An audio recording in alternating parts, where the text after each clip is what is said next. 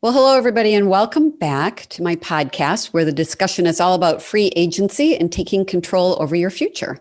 The mission of my show is to share inspiring conversations with real people who took the leap into self-employment, business ownership, sometimes franchising, and freedom.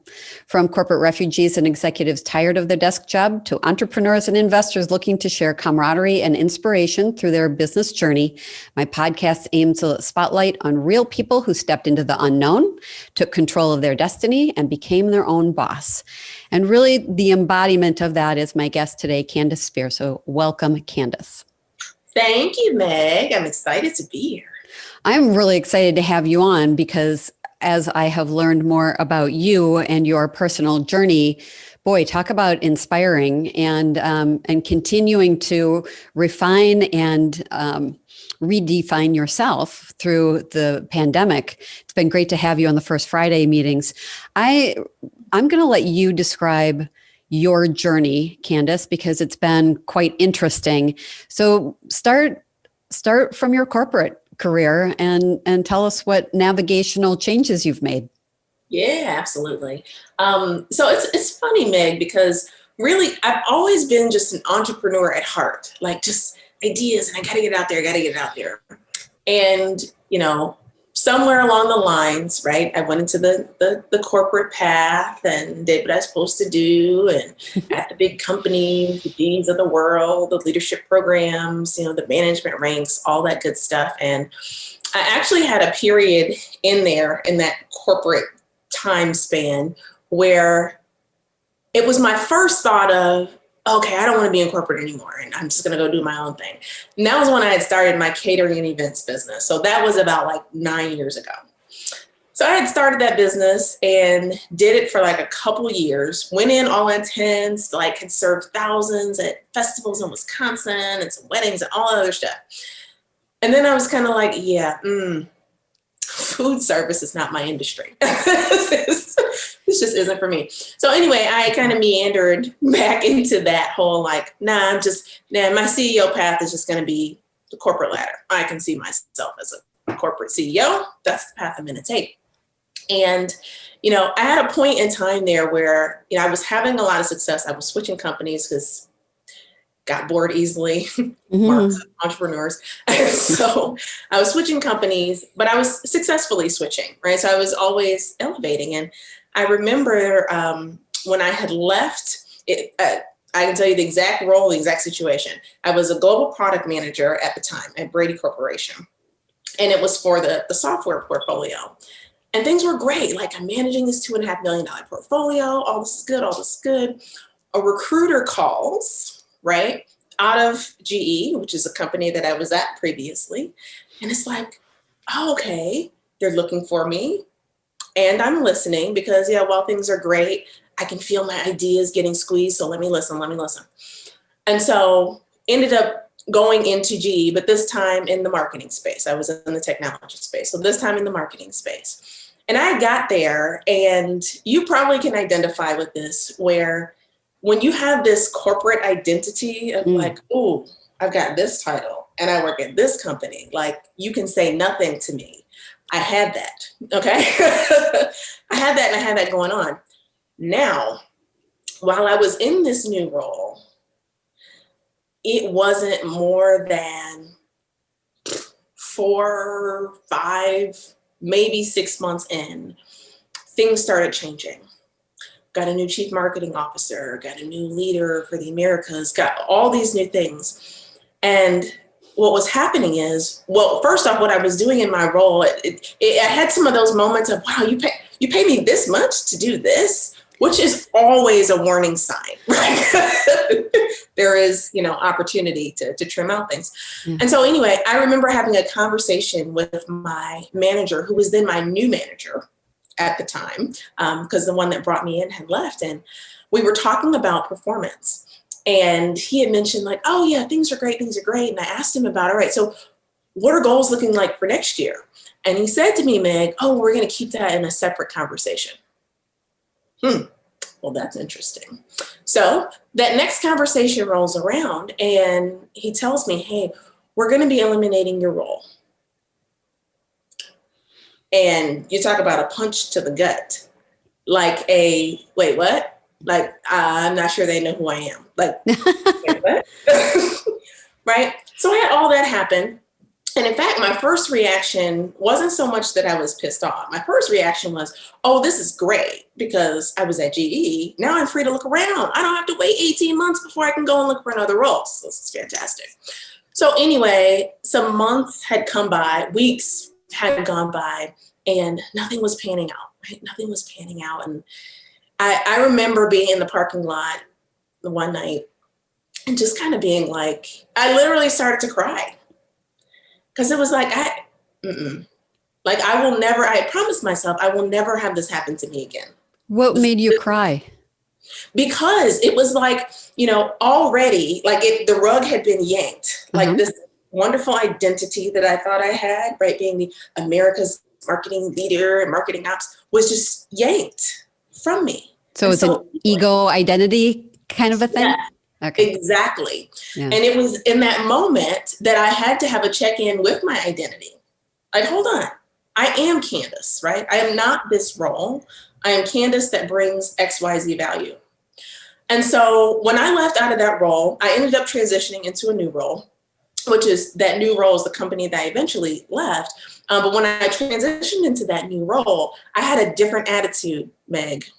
So even though I went into this new role, I was very much like, okay, everything that Candace brings to the table is Candace's. So if Candace wants to share it with this company or that company or whoever, I'm free to do it.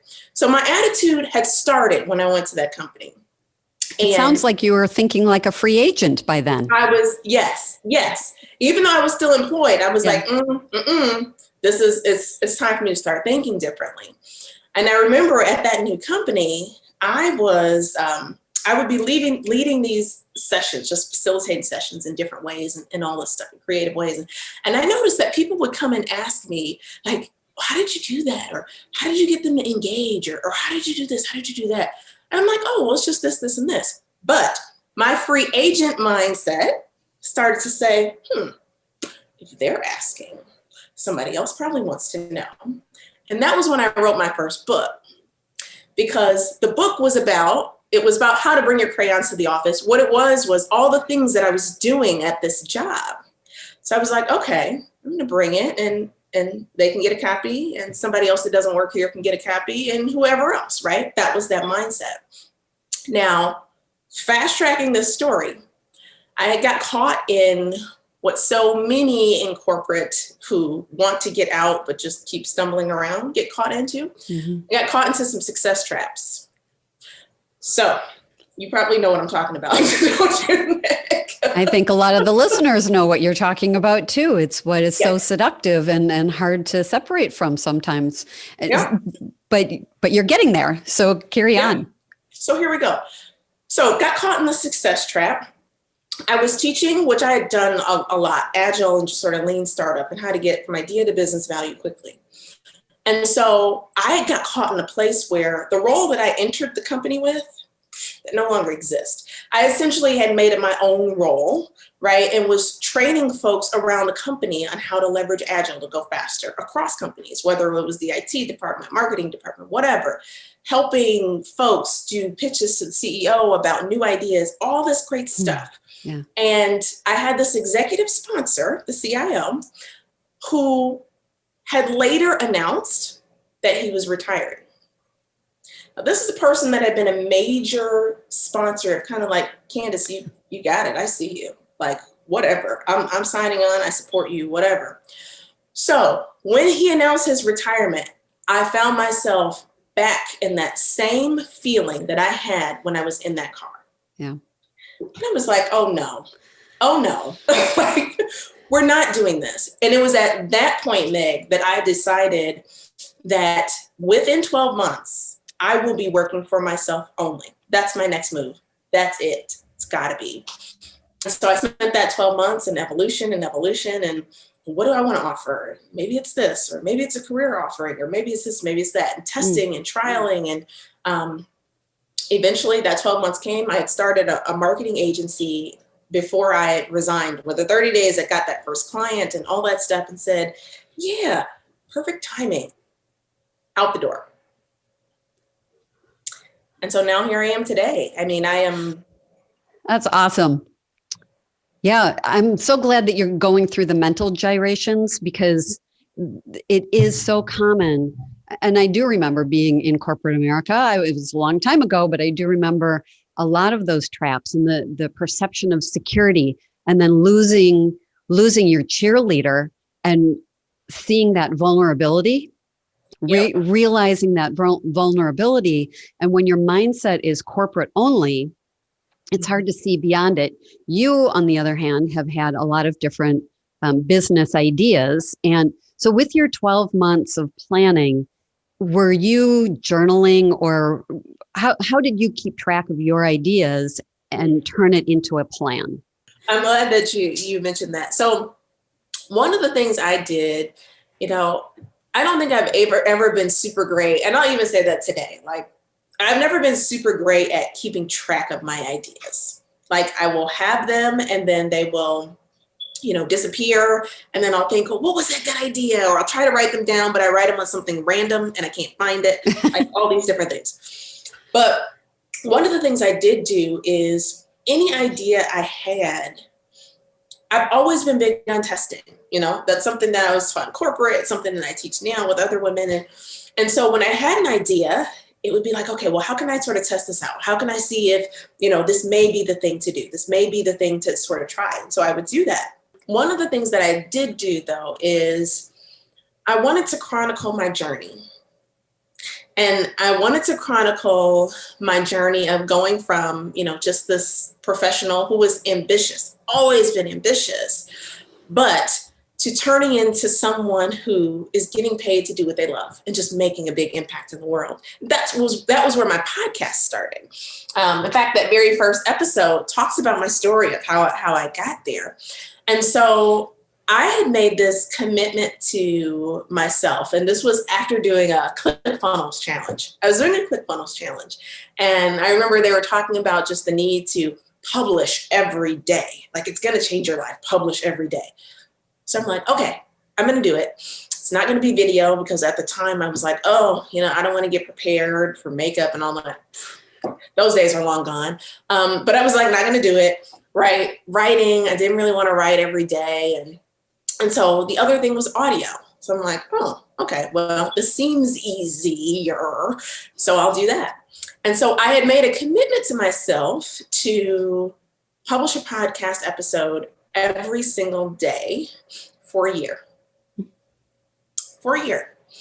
And so what I did is I would think about, well, this journey that I'm on, like I'm on this journey to freedom, What are the different things I'm running into? But at the same time, what are the different things that I know that can help people on this journey, right? I know marketing, I know technology, I know what it is to go to business value quickly. Let me bring some of that out. And that was part of the way that I sort of began to settle into and find my voice and test offers. Like if you listen to early episodes, you will hear offers for things that I don't have today. Right? Because I recognize, like when I was doing some of the career offers, right? Because I knew how to change careers successfully. I don't really do it today because I don't really believe in that anymore, right? That was never at the heart of what I wanted. And so one of the best ways I think to kind of get your ideas out there is to ask yourself, how can I test this quickly? Or how can I go on that path of discovery that gives me some accountability to see it through? So like my podcast was to me accountability to see it through. Very interesting. How long were your podcasts? Were they short in duration, just like idea snippets, or were you able to flesh them out more fully? Well, it depended. So for 7 days a week, once a week, I would do an interview. So those were at about 30 minutes. And then throughout the rest of the week, they could be anywhere from like 5 to 10, maybe 15 minutes a day. Good idea. Really good idea. Yep. So that just really allowed me to sort of, one, start to construct what it is to bring value to people. Yeah. Right? Yeah. And start to listen to feedback and test out things and see what works and see what doesn't, and just build consistency and build an audience, which has helped a lot. So along your journey, you had a corporate career, you said you had a nice package, you had a nice paycheck. It was seductive to go back to that.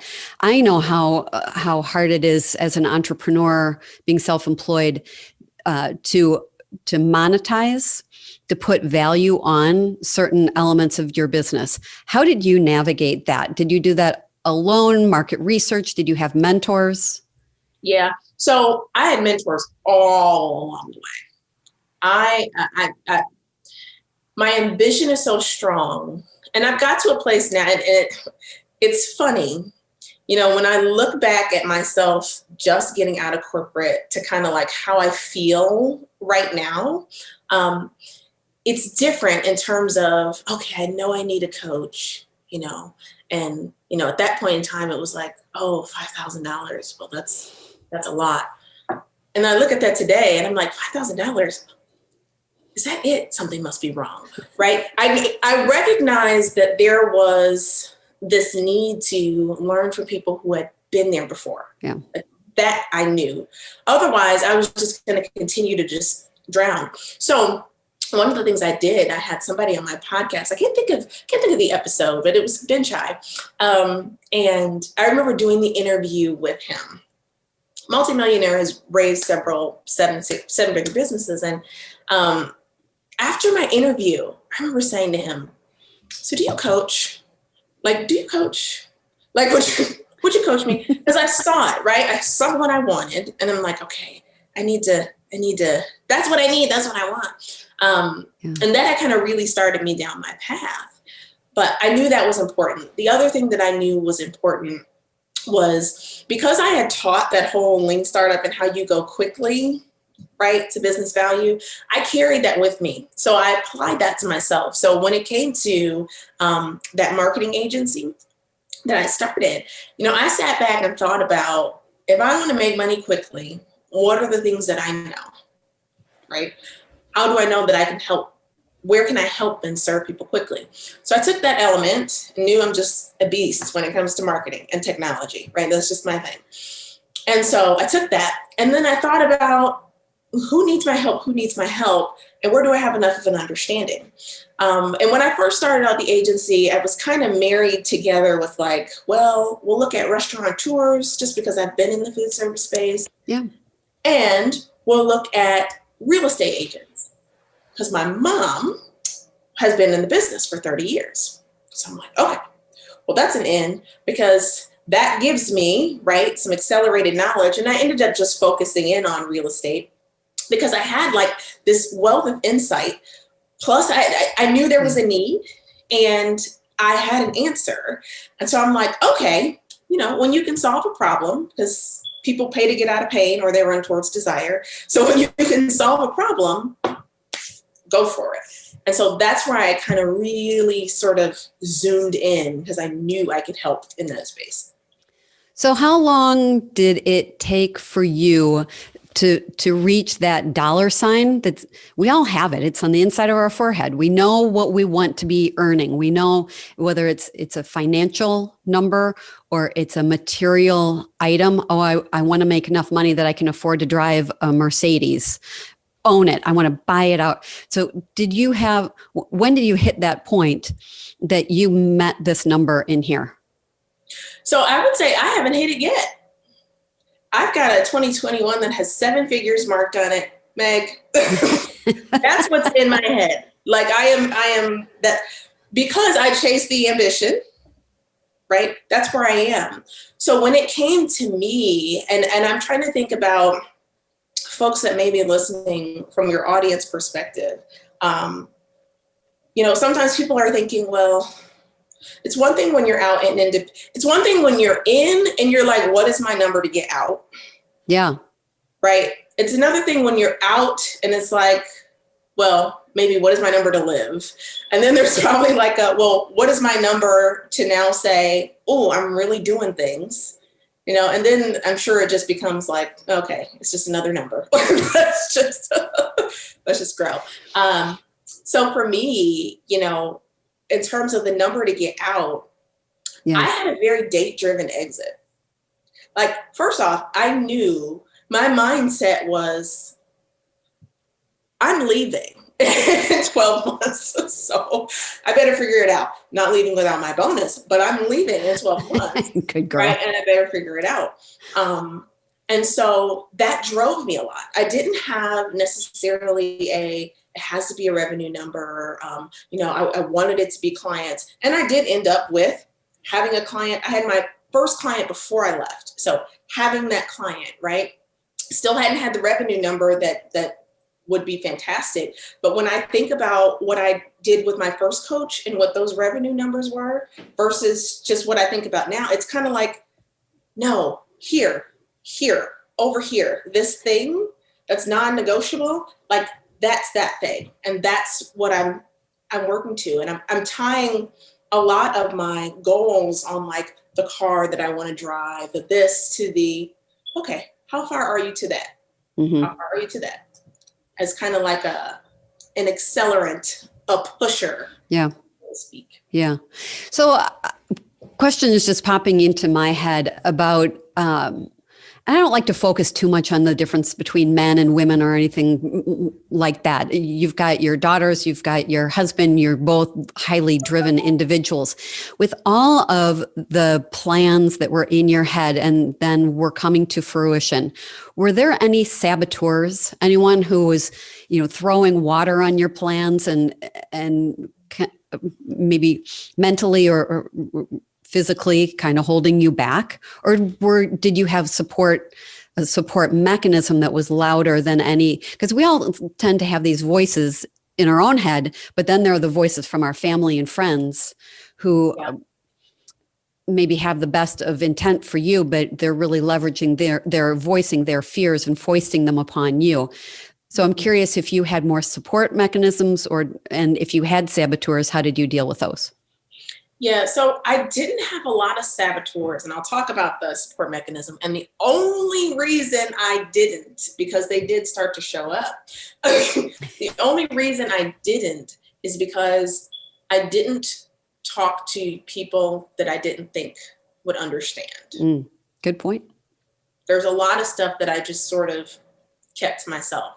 So my biggest support, and the person who, not a saboteur at all, but would make me have the reality checks or make me think about things, was my husband. So it was Derek, right? Yeah. Because you don't make a decision to leave a 6-figure corporate job, right? All the benefits running through you, all this other stuff. You don't do that alone when you're married. So you have no other choice but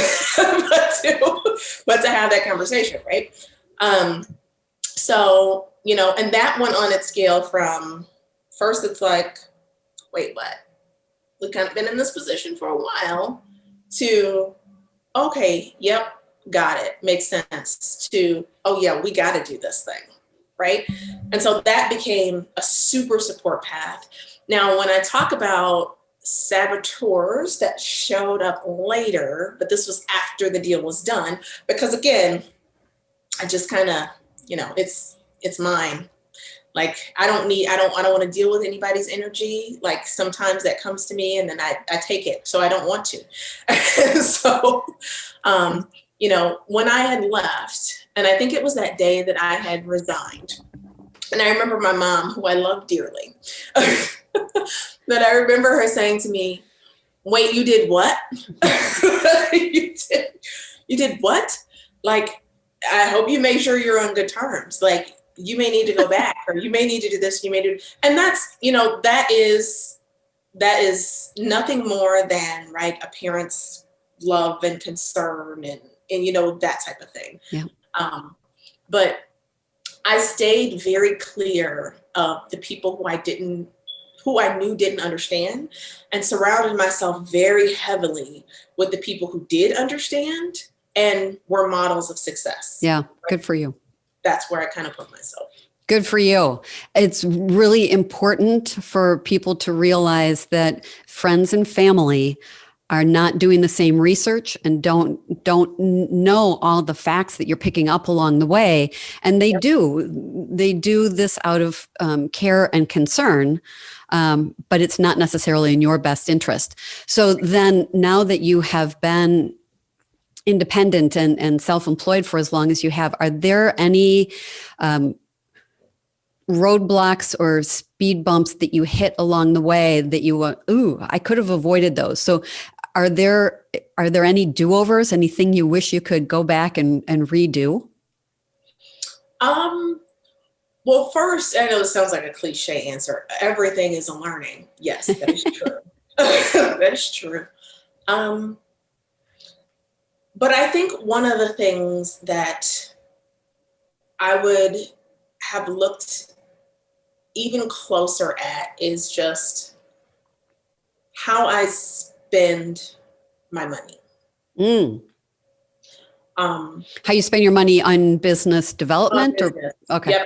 Yep, on business development. Because it's very easy to kind of go like, okay, well, I've got this pocket of money set aside for this, and so let me go do this because that's going to help me get here or get there. And then you just go spend it, right?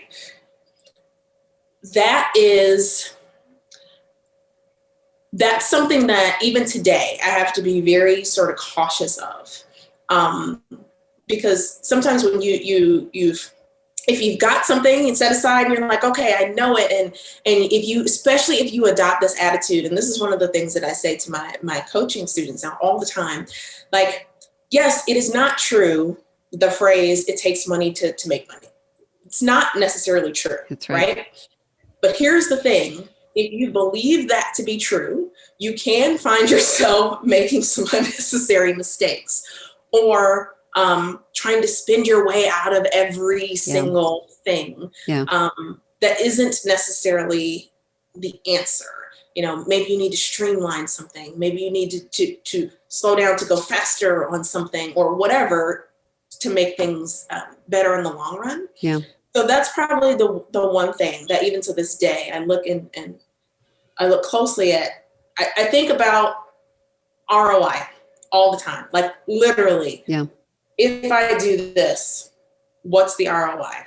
Do I know it? Do I believe it? Okay. So the great thing about being in business for yourself is that you're truly independent to make your own decisions.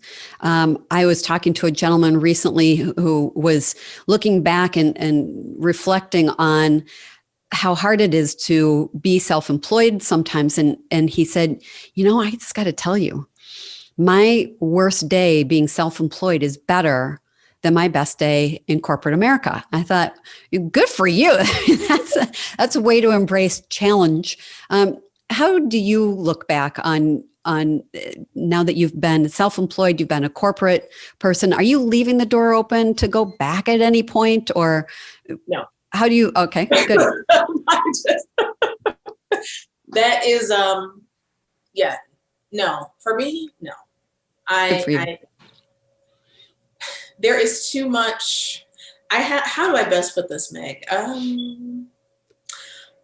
I feel I have so much to put in the world, and I don't think that there is any institution that can fully help me realize everything that I want to put into the world. Yeah. I have to maintain that freedom, right? Yeah. There's partnership, there's this, there's that, but like I have to maintain that freedom because there's so much I've been given. And I feel like God has also given me this purpose of things to fulfill. Yeah. And so I can't do that if I'm floating by somebody else's agenda. Yes. And so for people who are considering self-employment or business ownership, franchising, whatever it may be, to diversify before you leave your corporate job, or you're out already. This is the end of 2020. We're going into 2021 with maybe more job layoffs and et cetera. But it's such a great and empowering experience, but it does take some time to wear the jacket, to wear the mantle that is your own brand. And I remember, gosh, I've been a business owner since 2002. 10 years later, 2012, I remember walking my dog and thinking, like, you talk about God and talk about the universe talking to you. If you listen, it will talk to you. And I remember stopping in my tracks and thinking, holy smokes, 4 years ago was the start of a recession that almost knocked the wind out of me. Fetal position, thought I was going to have to file for personal bankruptcy. 4 years later, I had enough money in the bank to pay off my mortgage and to pay off the other half of my son's college tuition. And it was, Candace, in that moment, I thought, I am Meg Schmitz. I am a brand, and I'm only going to work with people who are fun. From here on out, I have the confidence. It took me a long time to get there. I guess I should say since 2002, I had been a consultant. So I'd been self-employed, but I'd been actually a business owner since 1990, whatever. But that was in franchising. So it takes people different amounts of time to really embrace that it's mine and have that confidence that I'm never working for anybody else ever again. Right. Yeah, you're right on. Like you you do have this sort of snap of like, yes, I am who I am. This is true. This is true. That aha moment of this is really me and this is really mine. It's so liberating. It is. And it is, for me, when I hear people, one of my clients had sent me an email. I was giving her some feedback on something, and she had sent me an email, and she was just like, you know what? I thank you for taking a chance on me. I thank you for helping me turn into a businesswoman, blah, blah, blah, blah, blah, blah. And I promise you, that was one of those moments. And that's like for anybody listening, right? The more you begin to put your stuff in the world, I don't care if you're currently working your job, it doesn't require for you to quit in order for you to start, right? That's not required. Right. And so the more you put your stuff out there, you put your ideas out there, and you start to get that feedback, like those validation moments. For me, that was one of those reinforcing, like, yes, yes, you are doing what you're supposed to do. I love it. Ambition, honey, and hustle. Yeah. Right there, the embodiment of it right here with Candace Spears. Well, Candace, this has been really an enlightening conversation. There's so many great points here. For people who would like to contact you for a conversation or to find out if there's any alignment between you, you've got coaching, you've got all the other, I think you've got everything listed on your LinkedIn profile, right? Yes. Yep. So how can people reach you? Either LinkedIn, website, telephone? Yep. So the best way, I'm a big fan of Instagram. So if you're on Instagram, I'm at Candace Spears. So that's a great place to connect. But I'm also just about everywhere else. So LinkedIn is probably your next in line. Look for Candace Spears. And then Facebook, CAND Spears is where you can find me. And if there are corporate women who are listening that are thinking about service-based businesses and using that as a jumping point, I just created a new training. It's at thrivein90days.com. Oh, nice. About going from a corporate employee, drained out corporate employee, to a thriving businesswoman in 90 days. So that's an option too. And if you're like, I'm not on social, but I'm listening to this, you can also reach out to me at Candace@CandaceSpears.com. Excellent. Oh, I love it. So Thrive in 90. Yep. Thrivein90days.com. Thrivein90days.com. Perfect. All right, Candace, I'm inspired. I'm going to go look that up. And I'm so glad to have time with you today. Your journey and your story is completely inspiring. There's so much more content here that we could dive into. So I think this may be a recurring episode here, Conversations with Candace. So thank you so much for joining me today. And have a great holiday season. And we'll look forward to reconnecting next year. Thank you, Meg. I'm so excited to have been here. Thank you so much. Thanks. Bye-bye.